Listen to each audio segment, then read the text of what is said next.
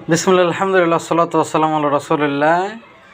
Rokeya and হিজামা সেন্টারের পক্ষ থেকে জানাই মোবারকবাদ। কেমন আছেন সবাই? আমি রাকি মোহাম্মদ সোহাগ রেজা। আজকে আপনাদের একটা অবাক করা দৃশ্য দেখাবো। আজকে আমার এখানে একটা পেশেন্ট আসছিল। সে মূলত 3টা কবিরাজ মূলত ঘুরছে। তাদের স্বামী স্ত্রীর মধ্যে একটু মন মালিন্য, সামান্য রাগারাগি, এই সমস্যার জন্য বিভিন্ন কবিরাজের কাছে গিয়ে যেসব তাবিজ নিয়ে আসছিল, প্রত্যেকটা তাবিজ দেখছেন 3 কবিরাজের থেকে এতগুলো তাবিজ। কয়টা? 1 2 3 4 5 6 7 8 9 10 11 12 13, কতগুলো তাবিজ নিয়ে আসছে। এক এক কবিরাজ এক এক ধরনের তাবিজ দিছে। আমি আপনাকে দেখাইতে চাই যে কোন কবিরাজ কী দেখছে। এইটা আসলে কি কেন দিছে? শয়তানের কক্ষে নাকি শয়ন কক্ষে ঝুলিয়ে রাখবে। আচ্ছা, ক্যামেরাটা এই যে শয়ন কক্ষে ঝুলানোর জন্য বলছে। আর এইটা কেন দিছে? এটা লিখছে স্বামী স্ত্রীর কাপড়ের টুকরা দিয়ে পেঁচিয়ে রাখবেন, রবিবার সকালে কবরস্থানে পুঁতে রাখবেন, নাউজুবিল্লাহ। এইটা কেন দিছে? ব্যবহার করবেন স্বামী। এটা মূলত স্বামীকে ব্যবহার করার জন্য। এটা দোয়া লিখে দিয়েছিল এর ভিতরে। এটা লিখে দিছে কি লিখছে? অহনা, মানে মেয়েটির নাম মনে হয় অনহনা, গোসলের পরে গলায় অথবা কোমরে বাঁধবে। এইটা কি লিখছে? এটা হচ্ছে বালিশের নিচে রাখার জন্য বলছে। আর এইটা দিচ্ছে হচ্ছে খাটের 2 পাশে বাঁধার জন্য। এই যে একটা খাটের 2 পাশে।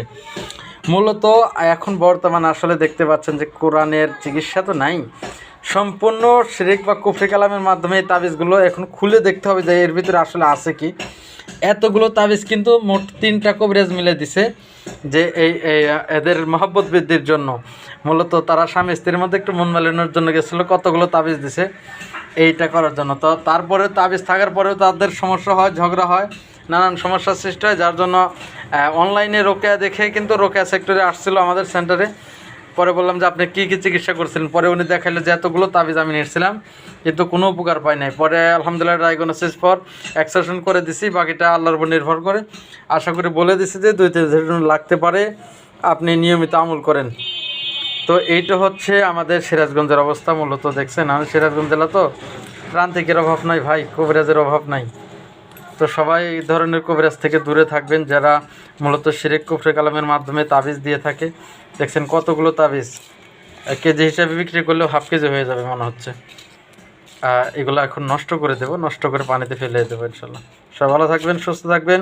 এবং সুন্নত তরিকার চিকিৎসা করতে গেলে অবশ্যই আপনার জেলায় কোনো রোকেয়া সেন্টারে গিয়ে কিন্তু সরাসরি রোকেয়ার মাধ্যমে চিকিৎসা করবেন।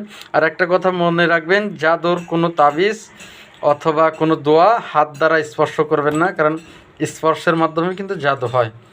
সবাই ভালো থাকবেন, সুস্থ থাকবেন। আসসালামু আলাইকুম।